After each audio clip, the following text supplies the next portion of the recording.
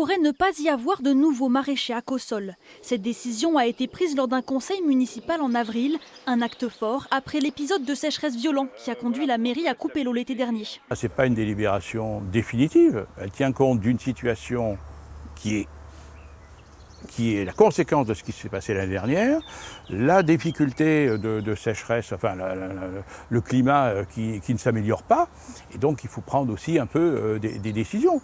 Cette situation de crise, le maraîcher Jean-Paul Balestra l'a subie.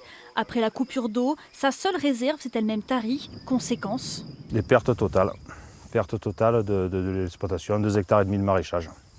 Tout était en culture, tout était planté et tout a séché. Résultat, il annonce une perte de 50 000 €. Cette année, il a décidé de planter moitié moins de légumes pour éviter de réitérer l'expérience. Pour lui, la décision municipale reste pourtant à mettre en perspective. Sur Cossol, il y a de l'eau quand même, mais bon, il faudrait peut-être faire des forages, il faudrait recapter correctement les sources qui sont existantes.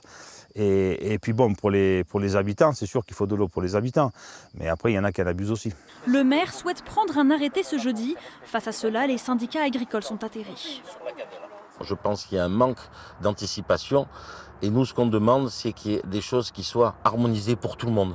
On ne peut pas casser une exploitation agricole par un simple arrêté, comme je l'ai dit. Si on doit prendre une décision, elle est applicable à tous. Donc elle est applicable aussi bien pour une maison d'habitation que pour une piscine, que pour toute autre chose, pas que pour l'agriculture.